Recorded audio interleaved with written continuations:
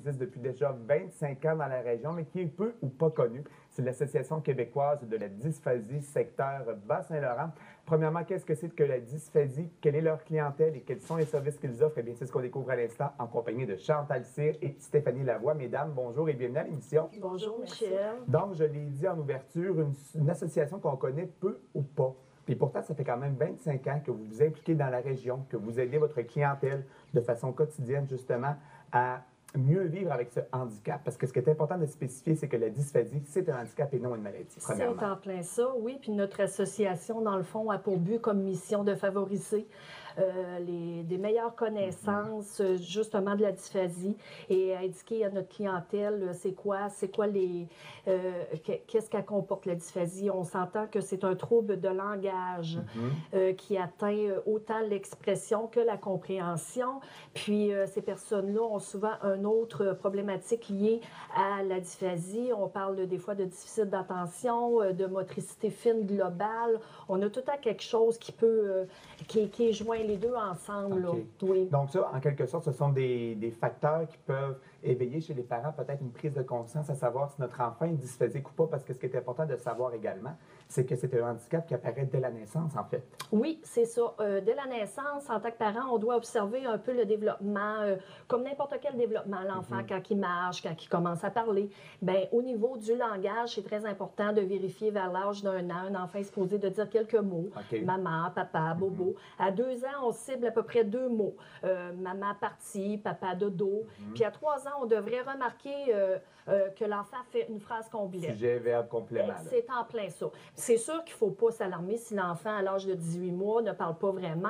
On peut des fois avoir un retard de langage qui va se développer avec le travail du parent, puis tout ça, puis ça va se résorber. Mais le trouble de langage, c'est à vie. Okay. Oui, c'est ça, à différents degrés. Et les personnes dysphasiques, justement, de quelle façon on peut reconnaître une personne qui est dysphasique par son trouble de langage? Est-ce que c'est vraiment au niveau de la prononciation, de la compréhension des mots? Est-ce que ça ressemble un petit peu à la dyslexie qui mélange les lettres? Mais c'est vraiment l'orthophoniste qui va vraiment diagnostiquer la dysphasie. C'est elle, en tant que de sa spécialité, va être capable de diagnostiquer avec plusieurs examens la personne et dire, bon, OK, elle est atteinte de dysphasie, mais à différents niveaux. Vous avez sévère, modéré et faible aussi. Et intermédiaire aussi. C'est ça. Parfait.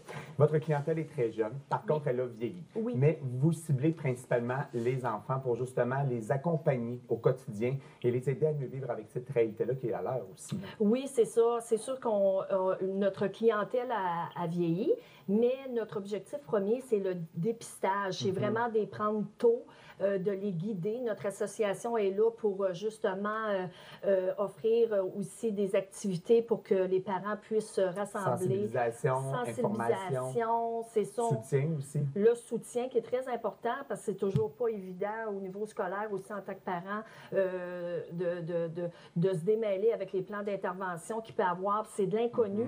Fait que ça nous guide. Puis l'association est là justement pour aider, pour enlever le fardeau du parent, que c'est l'inconnu, puis que le système, c'est tellement large là, que c'est ça favorise... Vraiment l'encadrement et l'intégration de ces personnes-là dans la société. Et justement, on est à une ère où tout se déroule pratiquement sur Internet. Et c'est pour ça que l'Association québécoise de la dysphasie secteur Bas-Saint-Laurent est très présente sur le web. Hein? Oui, on a un site Internet qui est à jour régulièrement, qui s'appelle Dysphasie... Association dysphasie. Non. Association québécoise dysphasie. BSL.org. Je m'excuse. Aucun problème. On a une page Facebook.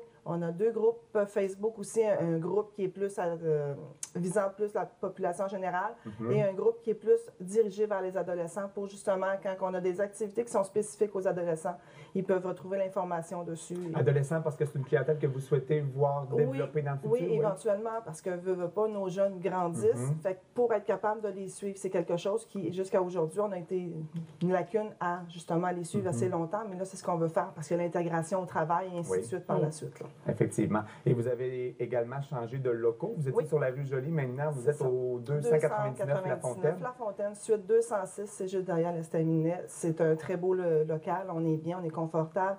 On est capable d'accueillir les gens plus facilement parce que l'accès est plus rapide. Ensuite de ça, on a un nouveau numéro de téléphone aussi qui est le 418 605 9273.